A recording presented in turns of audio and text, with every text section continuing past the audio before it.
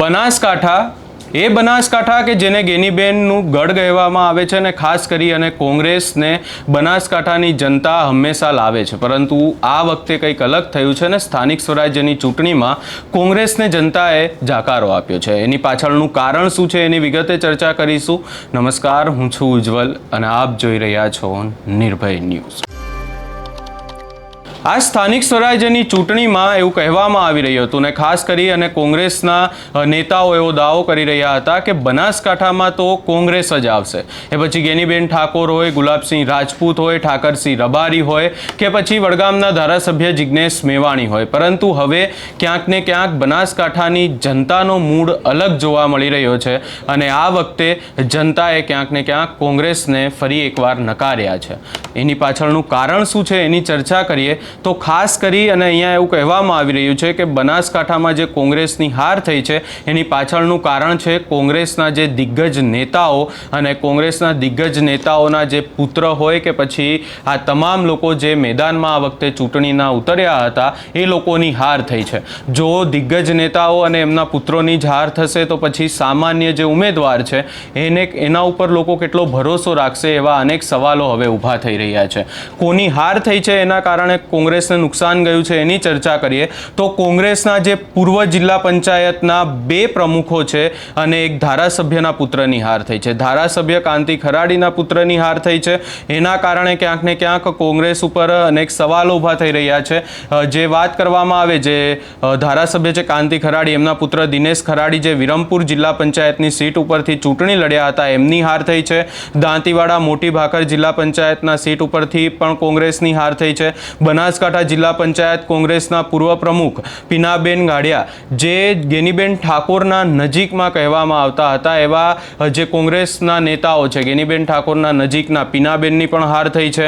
ડીસાની મુઢેડા બેઠક ઉપરથી કોંગ્રેસના જે રાજુભાઈ જોશી એ બનાસકાંઠા જિલ્લા પંચાયતના પૂર્વ પ્રમુખ પણ રહી ચૂક્યા છે, એમની પણ હાર થઈ છે. અને જિલ્લા પંચાયતની બેઠકોમાં કોંગ્રેસના મોટા નેતાઓની હાર થઈ છે.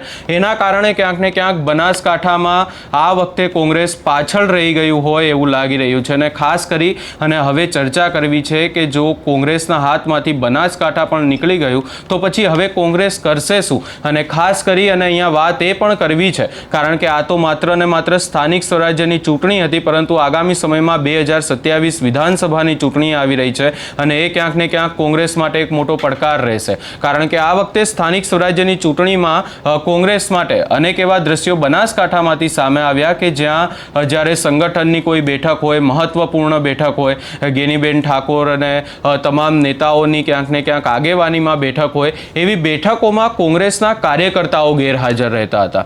એવા પણ અનેક કિસ્સાઓ સામે આવ્યા કે એક સાથે 70 કાર્યકર્તાઓ અને જે મુખ્ય નેતાઓ છે તેઓ જે બેઠક છે, મહત્વપૂર્ણ બેઠકો, એમાં ગેરહાજર રહી રહ્યા હતા. અને જ્યારે આ તમામ વસ્તુઓ થઈ રહી હતી ત્યારે જ્યારે ગુલાબસિંહ રાજપૂતને પ્રશ્ન પૂછવામાં આવ્યો હતો કે આ જે નેતાઓ ગેરહાજર રહી રહ્યા છે એના કારણે તમને મોટા પાયે નુકસાન જશે, ત્યારે એમના દ્વારા એવું કહેવામાં આવી રહ્યું હતું કે બધું બરાબર છે, પરંતુ અમે અહીંયા ગુલાબસિંહ રાજપૂત હોય કે પછી કોંગ્રેસના કોઈ પણ દિગ્ગજ નેતા હોય એમને એવું કહેવા માંગીએ છીએ કે બધું બરાબર નથી.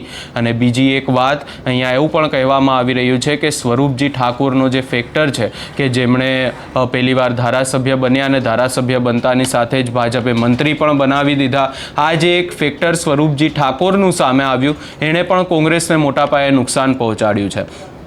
બીજી વાત એ પણ કરવી છે કે જ્યારે આગામી સમયમાં હજી મહત્વપૂર્ણ ચૂંટણી આવવાની છે તો કોંગ્રેસ હવે શું કરી શકે છે કે જેના કારણે 2027માં કદાચ ક્યાંક ને ક્યાંક જે ગઢ છે ગેનીબેન ઠાકોરનું એને સાચવવામાં કોંગ્રેસ સફળ રહી શકે. તો એની પાછળ એક જ વસ્તુ છે કે કોંગ્રેસે પોતાનું સંગઠન ફરી એકવાર મજબૂત બનાવવું પડશે.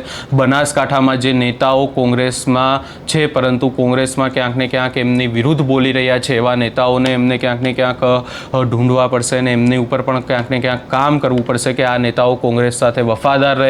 અને એની સાથે સાથે આ જે સંગઠનોની બેઠકો થાય છે ને એમાં જે નેતાઓ ગેરહાજર રહે છે એમની સામે પણ ક્યાંક ને ક્યાંક કોઈ કાર્યવાહી કરવી પડશે, કાં તો એમની સાથે વાતચીત કરી અને કોંગ્રેસે બધું બરાબર કરવું પડશે. તો જ આગામી સમયમાં બનાસકાંઠામાં જે કોંગ્રેસનું ગઢ છે કોંગ્રેસ સાચવવામાં સફળ રહેશે, નહીં તો બનાસકાંઠામાં જેવી રીતે આ સ્થાનિક સ્વરાજ્યની ચૂંટણીમાં કોંગ્રેસને તકલીફ પડી છે એવી રીતે જ વિધાનસભાની ચૂંટણીમાં પણ કોંગ્રેસને તકલીફ પડી શકે છે. આજે આખી બાબત સામે આવી, એને લઈ તમારો શું અભિપ્રાય છે અમને કમેન્ટ કરી જરૂર જણાવશો, ને અમારી ચેનલ નિર્ભય ન્યૂઝને લાઇક, શેર, સબસ્ક્રાઇબ કરવાનું ભૂલશો નહીં.